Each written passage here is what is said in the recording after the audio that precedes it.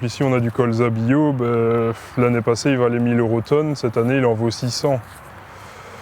On a fait le même travail, on a tout fait le même, mais notre revenu sera moitié moindre parce que les derniers euros c'est ça qui fait c'est ça le gain quoi. Quand même ce qui est bien relativement bien avec la COP c'est que les prix sont discutés entre nous et avant d'implanter la culture, on a un prix certain. Le rendement, c'est pas possible, mais le prix de vente est quand même fixé et c'est quand même bien, quoi. Ça, c'est une sécurité qu'on a en plus.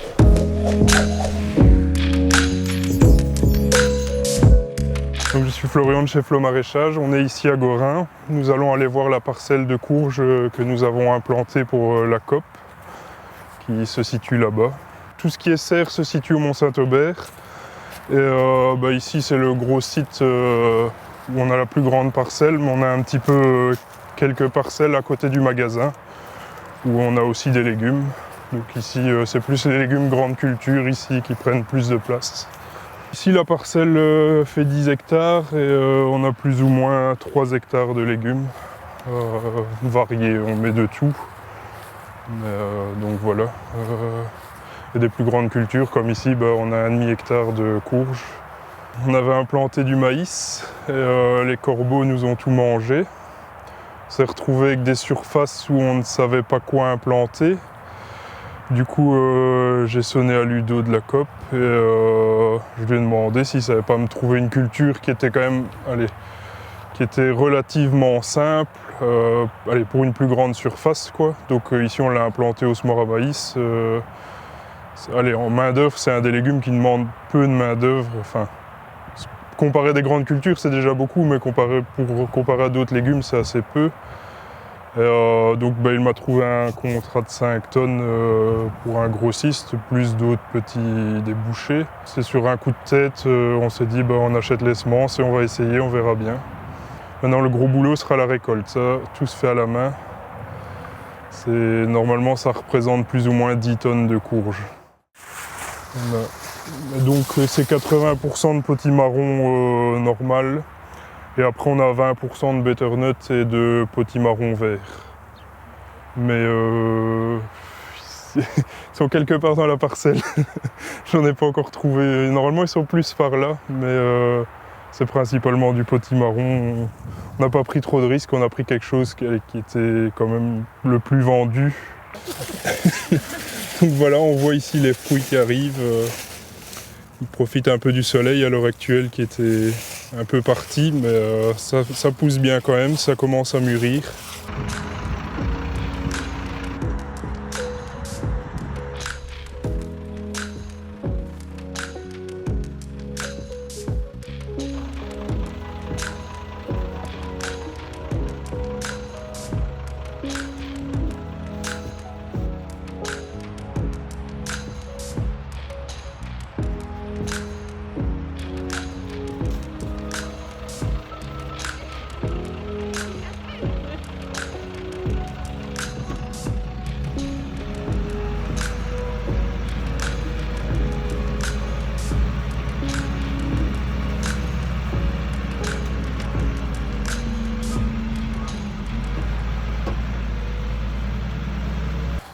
Donc voilà, ici chez Flo Maraîchage, on travaille en famille. Voilà ma maman qui était cueillir les haricots. Et elle, son travail principal, c'est surtout les tisanes. Ça, c'est son gros point fort parce que moi, je m'y connais très peu. Et alors, elle m'aide beaucoup dans tout ce qui est désherbage et cueillette, principalement. Mais le désherbage, c'est quand même beaucoup de travail. Et tout le temps régulier. Donc voilà. Et donc c'est vrai que Fleur fait les passages à la machine avec Eline, ma belle-fille. Et puis moi, je passe pour les derniers petits 8 cm là près des plants avec lui. On passe des heures et des heures. Voilà. Oui, le gros travail du bio. Le gros travail du bio, oui, c'est ça. Et ça, c'est quoi? Non, c'est de la moutarde. Bon, on la moissonne cet après-midi. Ouais. Vous faites quoi avec ça? De l'huile. Et peut-être de la moutarde, on va voir. Vrai Ouais. Là, tu peux croquer un grain, les petits blancs là. Ça pique. Donc on fait, même en grande culture, on fait énormément de cultures diversifiées. On fait du tournesol, du colza, de la caméline. De la moutarde, en céréales on met des céréales anciennes, de l'épeautre, du petit épeautre, on a du maïs, on a des luzernes pour nettoyer les sols, on a du sarrasin aussi en nouveauté cette année. On a peu d'hectares mais on fait vraiment beaucoup de cultures différentes. Qu'est-ce qui t'intéresse le plus dans la culture des légumes? C'est chouette parce que on est tout le temps dedans. C'est pas comme une grande culture où on travaille 2 jours par an, allez 3 jours. Là, les légumes, on doit tout le temps être dedans, sinon on se laisse vite dépasser. C'est assez technique. Enfin, si on va avoir des bons résultats, c'est quand même beaucoup plus technique que du blé ou du maïs. Ça permet de dégager aussi un revenu qui est beaucoup plus important que des grandes cultures sur une aussi petite surface. On ne saurait pas en vivre avec des simples grandes cultures, quoi. On s'est agrandi, donc maintenant on fait un peu de grandes cultures en plus, qu'on essaye aussi de valoriser au magasin via de l'huile, des farines, tout ce genre de choses. Donc ici on va voir les oignons qui sont aussi mis en partie pour la COP. Donc on va en récolter quelques-uns.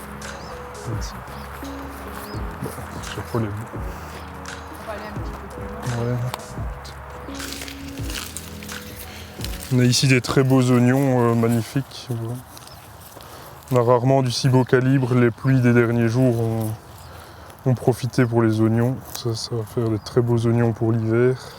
En début de saison, avec les mauvais temps, on était très mal parti. On a pensé qu'on n'allait rien récolter.